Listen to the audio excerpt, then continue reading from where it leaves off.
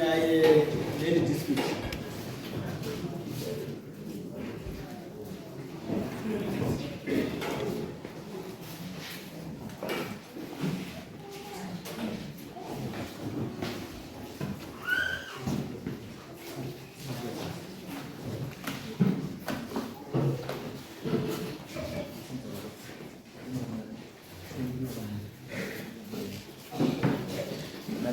Beda mambo mtasi. Memang beda mambo mtasi. Jadi selalu dicoba. Selalu dicoba. Kayak banyak soalnya mus. Bukan banyak soalnya. Orang yang bercilo. Ini to duri. Manawa February. Mana 2018. Dia anak kakak pindah munda medu. Batanga shamba munda. Ashanda munda. Ndio nyaya tukaenda kwa Shisamanga. Badano ripota nyaya yangu bayatongo yatongo daro ishe Samanga akatinyoresa maduku ndiani akutora munda wani waduri nechisima tabva ikoko ini muna December na November akashandobacheka uswa munda mangu imo acheka munda ripota kunoka no munhu uya ari kuramba achita achingoshanda munda medu tsamba yakabva kwaishe Samanga takapora munhu ari kutora munda nechisima samunda ari kutora munda tu mani munda waduri nemunda wamachingura machingura ndatu tine mugana sari kutora munda wamachingura nemunda waduri wese one time usanga yakuzokutonya yamo yaikatotonga ndikapiwa judgment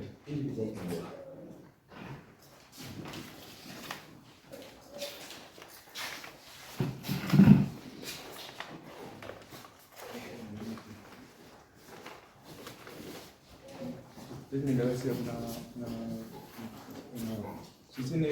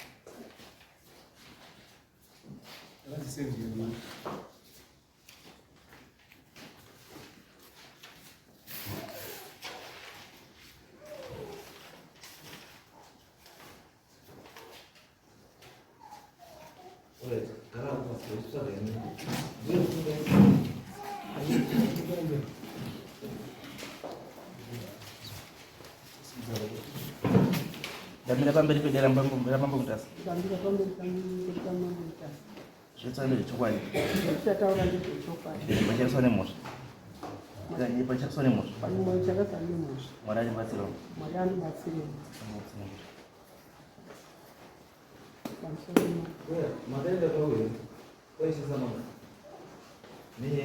Muti taurize izeo. Lazima kaenda kwa Shisamanga ile. Takaenda kwa Shisamanga. Wakati uli nenyaya yenyewe vinga. Haina kupera. Haina kupera. Nini ndakaramba kuti matongere mandita hazvisi zvoba. Wakatonga kuti chii? Wangotonga kuti takangosvika the same day iyo zvikai mundangewa uya handebo. Ili mama vakashandira matita urengwe takasvika pamutasi tobva tataurirwa kuzi uyu uri kurima munda wangu. Ini ndichibva ndaramba kuti handisi kurima munda wemunhu, matongo panzvimbo pedu patone matongo acho. haina kupera. Ini pandandodini kana mucha haina kupera, haina kupiwa judgment here. Hapana mutombo wakapiwa. Haina kupiwa judgment. Saka pakati munda uyu haisi judgment here. Hawana kuita judgment. Bainini handina kumbozwa nyaya yake bo. Mati mimi wakati chingosvika hati munda ndio judgment. Mati Wada. Nyata untere mundipoze. Ini ndio dzanga tsuka. Ini takasvika tiri kuda kutanga kuzi munda. Saka ndakaramba kuti ini ndiri munhu wemukadzi. Handisi inini kuti ndiusenza munda imo ndiri munhu wemukadzi, murume ndinaye. Hamutongi inini ba. Mungotonga baba. Inini ndiri kugara chete. Alright, it's okay. Saka inini kana maiziva kuti baba ndio vanotongwa, mama enda kuti. Wakasisa zita rangu. Wakaisa zita rangu. Zita renyu rakaiswa rekuti ndii mama kucheka munda imo. Ndindakusenza. Maida kuti paiswe zita rababa sei baba akazocheka munda. Aiwa, ndandiusenza kuti ndiri munda mababa. Munda baba asanga kucheka ndini. Ndini. Saka akabatwa nemhosva yekucheka ndini. Ndizvo. Ndindandiucheka ndiusenza mumunda mangu. Murume wenyu. Asi akari kucheka mumunda memurume wake ndini. Saka akabatwa nemhosva yekucheka mumunda memurume wake ndini. Hausakambodziwewo. Mirai. Taurere. Imimi kana mukuziva kuti munda hausi wenyu, ndewe murume. Saka hamumiri pamberi pedare muchitaura nezvemunda. Maifanonga makangoramba from the word go kuti baba muridzi wemunda ngaauye amire pamberi pedare achiita sei, achitaura nenyaya yemunda, because imimi musazoende kohwandaba mukoti kuti inini ndirima munda wababa. Aiwa. Because nyaya irimo mudare iri kunzi munda wamuri kushanda iwo wamuri kuti ndewa baba wenyu hausi wemurume wenyu, ndio nyaya iri kudaro. Ndewa baba. Ndio sano inini handi mutaura ndewa baba. Baba ndiye mutaura ndewangu. Jehovah approve munda ndewani? Ndewake. Handi uripi baba wacho? Uri muno. Ngauye baba. Saka iye uno baba ndiye muridzi wemusha, unouya kotongerwa musha ndewakadzi. Ngauye.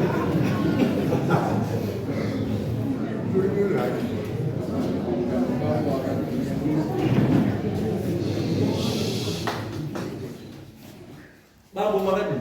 Ndiyo vadiyo shumba. Chirombo. Makaenda ere kudare kwaishisamanga? Kudare kwaishisamanga ndakaenda.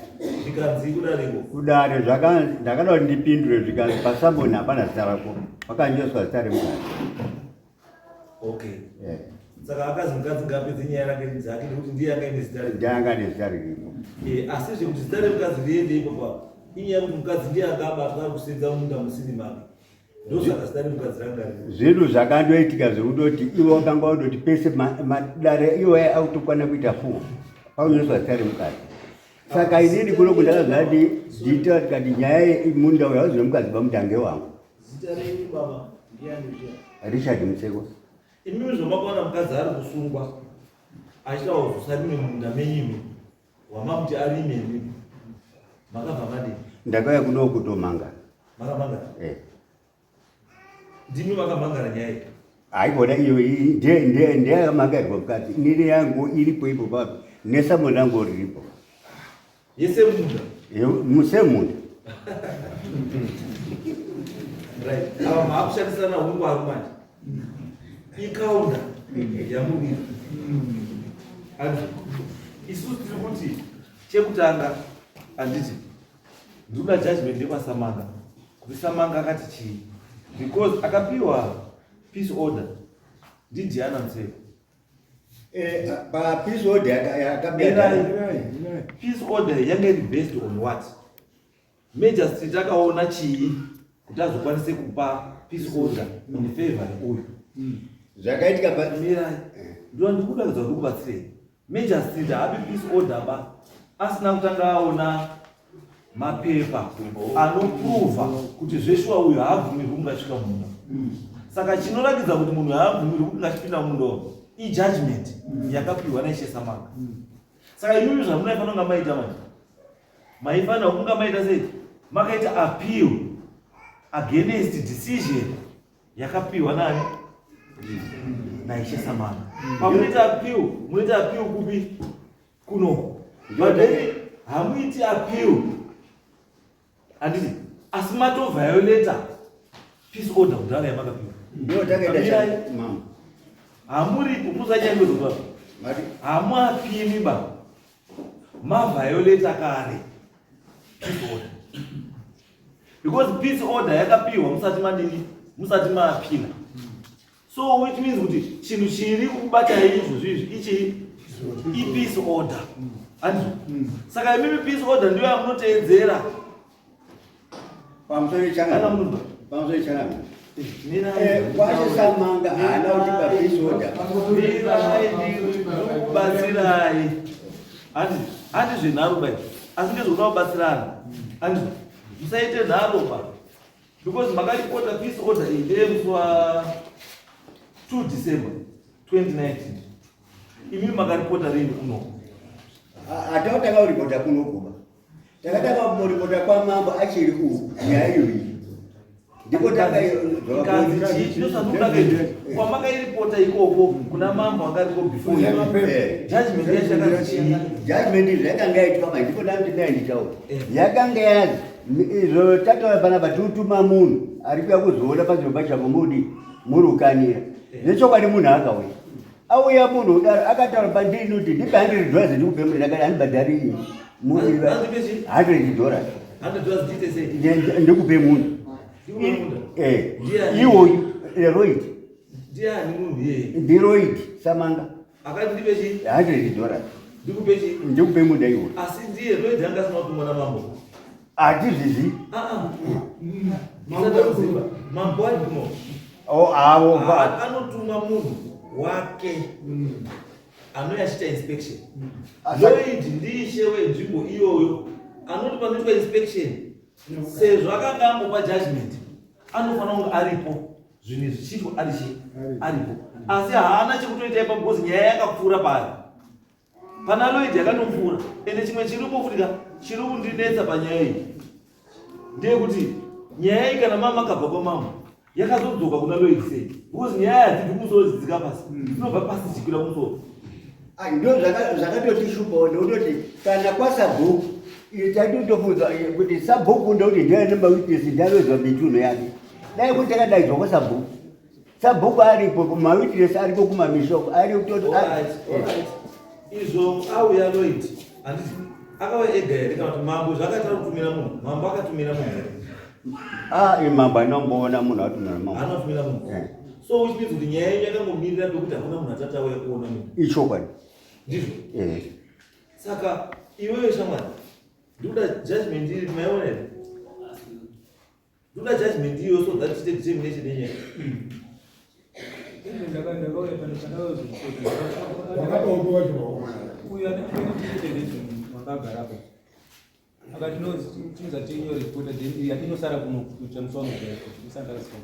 but iwe kwaSamanga makaenda rini?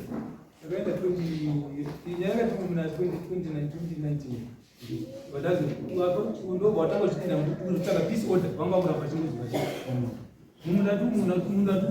munda wadi nini munda machinguru amko zoto na machinguru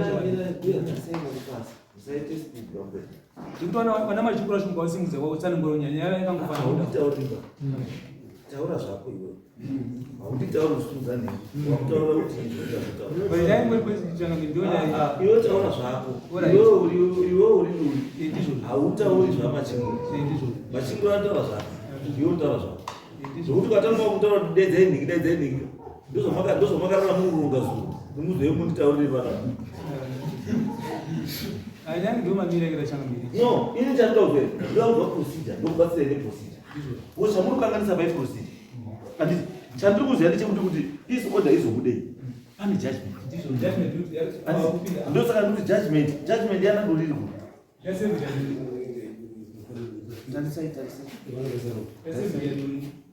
judgment iyoyo andika ndiyo yakaita kuti peace order magistrate azokwanisa kugranda peace order asiwo kana papiwa peace order ava imimi mbuya imimi nasekuru ndikuti kana paiswa peace order namagistrate hamuchabvumidzwa kupinda munda imomo, because mukapinda munda imomo munosungwa. Munozwa? Saka kana makuramba munosungwa because ita sei hamuna kuvapira apa.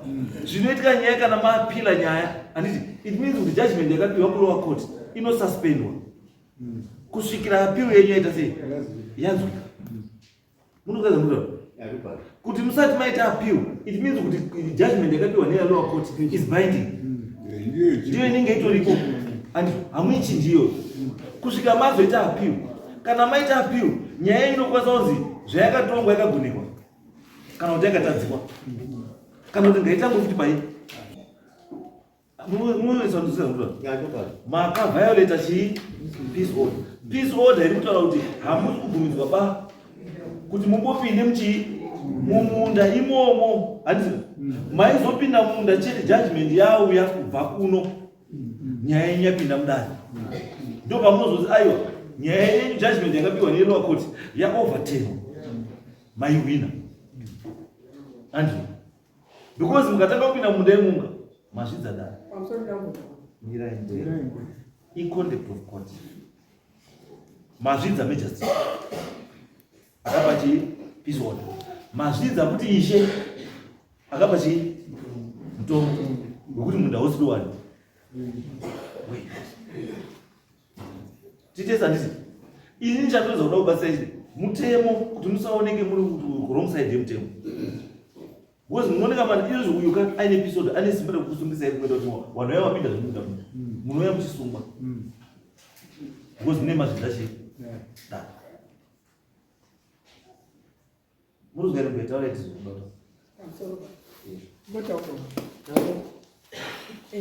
yaya yakaita 2019 taenda kwashi ibva yatadza kuita zvakanaka naka. Ndibva ndati inini ndipei tsamba kutonga kumoita panapa hakusaurirana neni ndiende kwamutasi. Inini apo ndiri kuti ndipei tsamba wakaramba Lloyd hatikupei tsamba apa. Ndobva ndauya kwashi kwamambo kekutanga ndibva ndapiwa samonisi rangu ndofunga ndakauya naro kuno 2019 ndapiwa samonisi rangu kuti ndiende naro kopa iwo wa ndakuwapa iwo wa samonisi rangu wakaramba kuti atitambirika tsamba kakoba ngoti tapiwa kare munda tapiwa kare munda. Tikati munda here kana kuti iyadi ndopandaigara kusvika wana wangu 9 ndopandaigara. Saka hausi munda aba zvikazi tiri kutonga nezviri pai kuti uyu wanyosa kuti munda. Ndikati aiwa hausi munda aba iyadi yangu uku kune danga ndotora machimbura ubva agurange pakati uyu ndabva tora mumatongo macho ndaigara pachopo pane zvidhina nei ndipo ada kutora uyu machimbura ada kutora kune kwaigara danga. Ndibva ndasvika somoni uyu akaramba samanisi namachimbura kuti atitambika tsamba kako wakaramba samanisi abva kuna mambo. Ndikati mimi sei makapiwa samanisi iripo samanisi ndakauya na sei mimi makapiwa samanisi na mambo niende sei aiwa ndakanisa kwasabhuku aiwa mambo hapi mumhangari samoni munosungisa kuomba musungwa munovisa saka ndiri kutaura maitire ndakaita saka ndiwo ndimusanangu. Saka uyu akazotongwa nemhosva here kwamambo yekuti anamba samanisi hawana kuuya vandakauya kairi kwamambo. Hawana kuuya because samanisi hawana kuwana. Hawana kuuya because samanisi hawana kuwana. Hatisingwa hayi samanisi hawana kuliona bana. Saka wasina kuuya kudare wakaramba. Aiwa imimi handikuotaura ndakaramba mupurisa wamambo.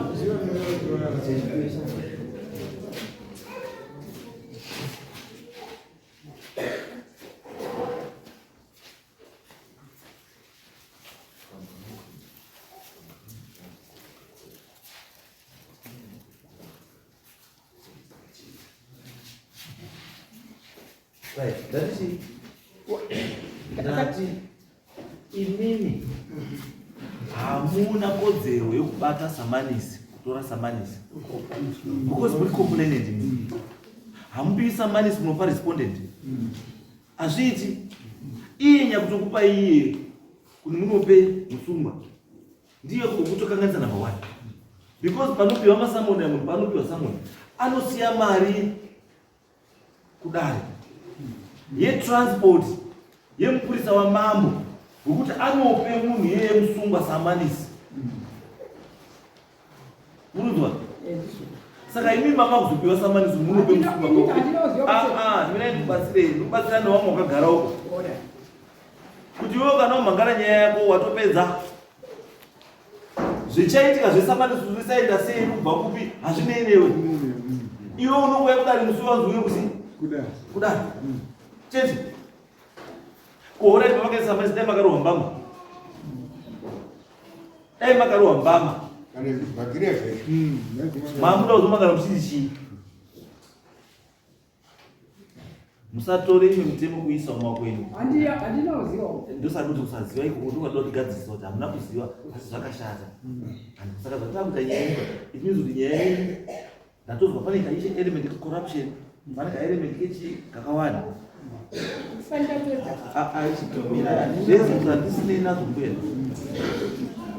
Nyaya yakuda kuti tiitange tiri panyowani. Inspection before musi wa4. Chimwe chandinoda kutaura ndechekuti to avoid corruption, vanhu vanofanira kuenda pamberi kana takunyaya nyaya dzekuita sei dzekulimita kana kuti avoida corruption at all cost. Inyaya dzekuti imimi vanhu ndimi munofanira kutanga kuti zvinhu izvo zvisaite sei zvisaitike. Kana wakomana wachiuya kuinspection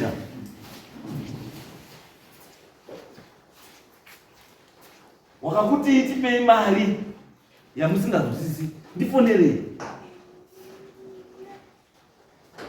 Musafire musaga. Zvinoitika zvakawanda zvinoitika kuna Hondebhari, zvinoitika kupi kwese. Munoti aware. Pamwe pacho ndozozwa kuti pane pakati pakazoburiswa $50 yakandakazobudisa $100 yechi. Mudare munomu kana vanhu vari kuya kuinspection vanobhadhara mari yepublic transport. Ndo yamunobhadhara kuti vanhu vazouye vaite inspection kunzvimbo yamuri. Hamubhadhari mari yekurota kwemunhu ba. Kuti munhu akandoda $100 mutobudisa $100. No, dare rine mutemo watotedzera rine mafigures anoti anotenderwa. Mafigures amuri kuzwa ari kutaura amuri kubhadhara. Ndiri muri kutanga kuaida corruption. Imimi wangu. Ukaona wanzi bhadhara mari yausinganzwisisi, phone me. Tikuirana ndiri? Someone kana chinzi riri kuuya kuHonde Valley, imari yetransport ikone kuenda kuHonde Valley. Imari yakati bhazi kuenda nekudzoka imari yakati plus $2 yelunch yemunhu iyoyo. Ndio mari yamunobhadhara. Izvo makutsvaka kuti ndira ndakazokupe kuti bhadhara $100. Bhadhara chakati ai nyaya dzakadaro hamuzotauri nhasi. Wozi makutaura nhasi nekuti weidhaka papachigara. Neutano ndakaramba. Ndosati kutaura izvo izvo ndozvatisingadi izvo. Vanhu vanoita aid corruption. No. Mukaona munhu ari corrupt mudare muno mutitaurei. Hatina munhu tinongohesitata kumubvisa paari tichimukanda. Because hatiri bakuwa associated nechinhu chinoti corruption. Titesa nditi? Nyaya yenyu ine corruption mukati. And I don't like that. Nyaya yenyu iyi ine corruption mukati. Because mungedza kutaura kudare ramakaenda you are not in agreement. Kuzoenda kumaita uku zvese hapana pauratidza pana agreement. Muruti dare handina kupera asi umwe ane judgment. What does that mean? Judgment yacho uyu zvari kutaura nyaya iyi yanga asiri mukati menyaya. Mami namai wacho.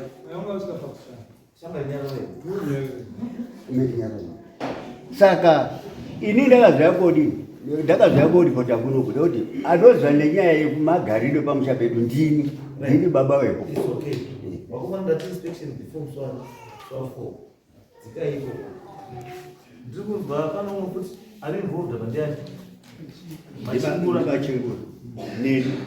Machingura against imi mfuti. Pamusemu munda. Ari kumachingura wacho. Ndoiti machingura.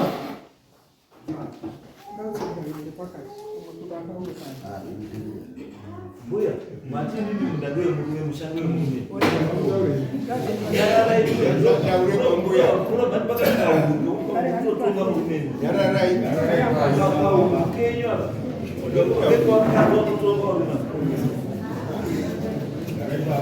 Garai pasi. Garai pasi amukuende. Hatidawo naoneta tuma behavior zvikazukana matitaridza kumba kwenyu magariro amunoita wrong. Kana baba ari iye aripo ndiye munhu wemusha regai ataure pasi kunzwisana kutaura ndibatsirewa notobvumaka kuti baba nyara nditaure tokai kumusha kwenyu ndikwamuri tete muri muroora right machingura right nyaya yenyu yakafanana asi kuti titange kuti todzakabaidza futi totaura nyaya imwe chete because mugano wenyu imwe chete saka inspection iri kuuya chive mabatanidza yani yamachingura na duri mamamuri second inspection dzoka dzadzoka nyaya izvozvo musi wa 4 saka inspection mazozeni musi wa 4 dzoka dzadzoka ndibe judgment iyo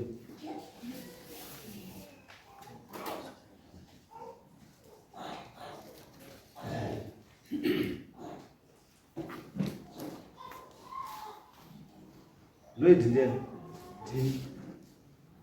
Diana, ndiyo judgment kaya yakapiwa. Yakanzekedzera kuti munda usoiba. Makapira here against this judgment. Akazapira ndiri samunini. Ndosandokutaura. Ndoti ndokubatsire mutemo. Kuti mutemo wari kuwedza kubatsira ndekuti decision yakapiwa judgment. Kana musina kuapira against this judgment. It means the decision yakapiwa iyoyo whether murikuinda kana musikuinda is binding. Chinhu chinoobviswa chete kana maapila. Andina muna ndodo. Because we are talking of 2019. And yakapiwa musi wa 30 November 2019. Kuapila kune time limit ka. Haungoapili pawazofunga. You're supposed to appeal within 21 days. After those 21 days, it means it's binding. After that, kana matotadza judgment nyamuka kwa majesty. Kana udai you apply for condonation. Chinoita kusaziwa kuri mwana. Kusaziwa ka kusaziwa kufa.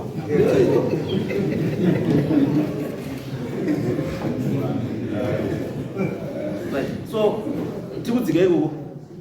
Wakomana before 4. Modzoka musi wa 4. Tokupa judgment. Pana kutemso. Dude, and tokomana awo. Endai to inspection before musi wa 4. And so that musi wa 4. Yes. So that musi wa 4 patine dare. Tovatopedza nyaya. Patatopa judgment. And then chanduda musi wacho iwowo pamurikudzika.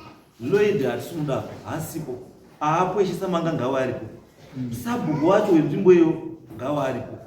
Maneighbors ipapo ngawa aripo. Because pane issue yematongo irikutaurwa. Pane issue yematongo yandanzwa. We want to know kuti matongo iwawo awakazopiwa sei kumatongo asiri ani.